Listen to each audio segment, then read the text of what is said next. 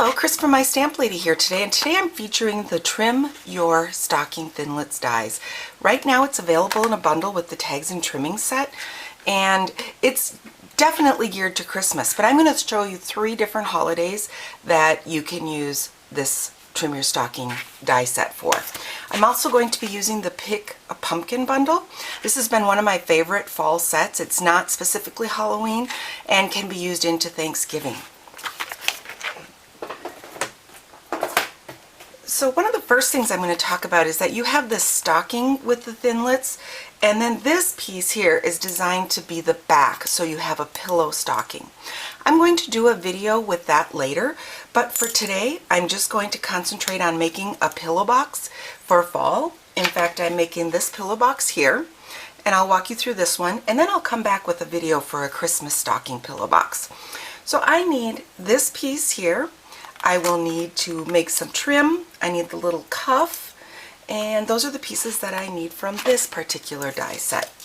So to cut out my base, I'm going to use this piece of paper from the Painted Autumn set, and I don't need this little tab right here. This is designed to work with the stocking, so for making a plain pillow box, I don't need it. So I'm just going to set it right up there so it doesn't cut out, and I'm going to run this through the Big Shot.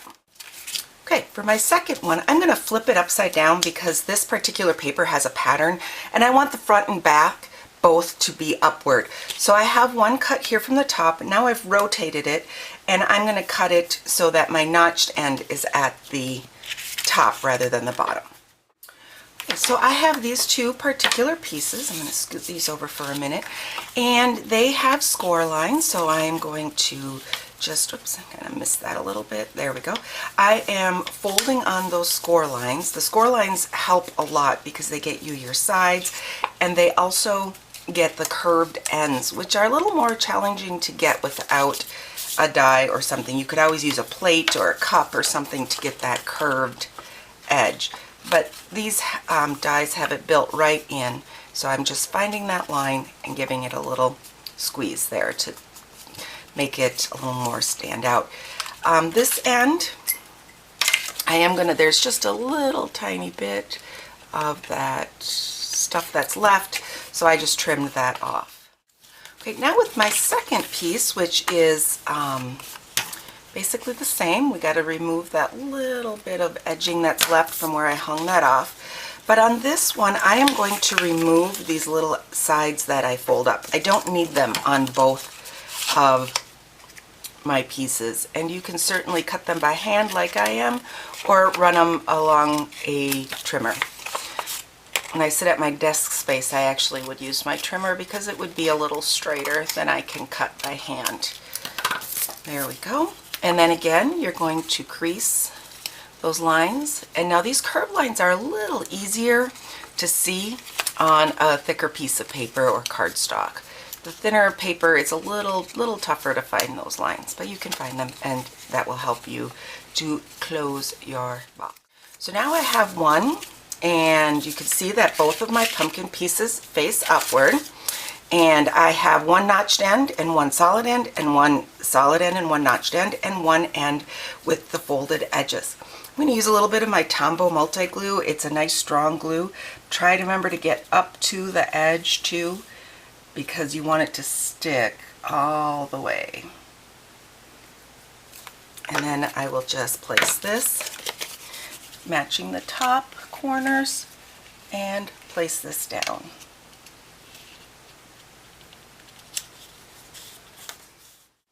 Press that into place. I'm going to let this dry a couple of minutes while I work on the outside, but you can see that I have my little pillow box shape. Okay, for decorating this, I am going to use some Soft Sky ink, some pumpkin pie ink, and a couple more dies.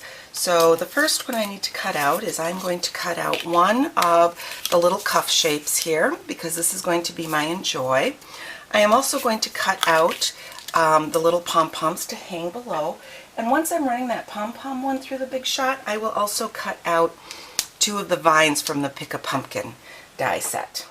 Okay, so now let's do some stamping here. I have those pieces cut out, and with the pumpkin pie, I'm going to stamp the Enjoy Should have some good coverage on this little, it's meant to be the cuff piece when you're doing the stocking, but I'm just using it as a little,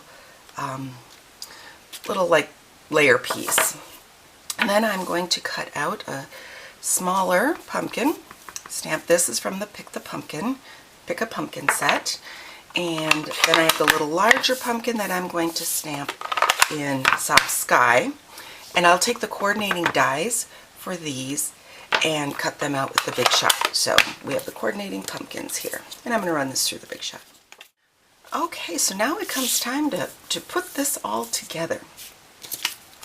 And I am going to, I've already cut out, this is from the Pick a Pumpkin, or the Pattern Pumpkin Thinlits, cut out a couple of little ferns or stems to decorate the other side.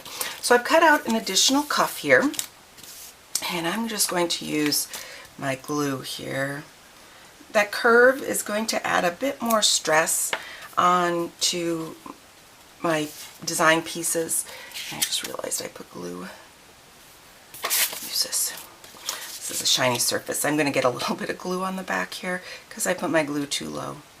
Okay, so that curved edges of the pillow box is going to put a little more stress onto the back of this, and having that glue is going to hold it in place a bit better.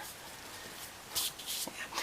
And then I want that trim to go right along the bottom here. I am going to place all of my embellishments on the back side of this because I'm going to use these foam adhesive strips to fix it to the pillow box. So there I've got my little trim down there, and now I need to put some adhesive up over here, and I am going to place, let's see, we'll put that, making sure we get on that adhesive. And I'm going to put this one a little bit lower. In fact, I think it might overhang a bit, so I just tore off a little bit of the bottom because I'm seeing how tall the Early Espresso one is. There we go. Let that dry on there. And then, now we need to put, I'm just using this because it happened to be something I had right here, and it's a shiny surface so my glue won't stick to it. Using the silicone sheet is probably what I would recommend. Okay, so let's throw the Soft Sky pumpkin there, and we want a little bit of a vine coming out this side here. So while that glue is still wet, pop that under there, and then I'll put this one over on this side. Okay. So, and then we'll put a little more glue on here. Actually, I decided to put it on the pumpkin that was already attached. There we go. Okay, so there's my little embellishment piece for the front. And inside of your pillow box, you can place a treat, a candy, a small gift. A gift card also fits in here very nicely. And I want my piece to stand up a bit because I'm going to run the piece of jute around it to tie as a bow. So I've taken these foam strips. I did try this with dimensionals, and the dimensionals just didn't have enough contact point. So I cut down these little foam adhesive strips, and it's got more contact along there, and I think it'll work better. I ended up putting a little bit of that glue in between my dimensionals and my background so that it would stick. Okay, I set this one a little off center because that jute has to run, it has to run over that jute. So first of all, clear up my space a little bit here. Push down the one that has a little notch because that will help you to be able to open your box then. And the one with the little notch, push down the other one over it, and that's how it closes. This jute trim is available in the holiday catalog right now. It's a nice fall looking trim. And I'm just going to tie a bow at the top here.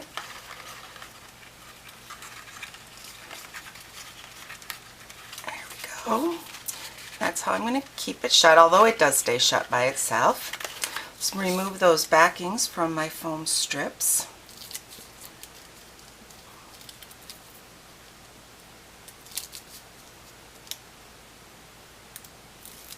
we go.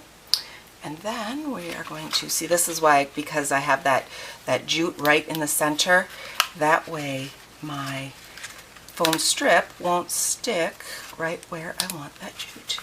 Press that down. There you go.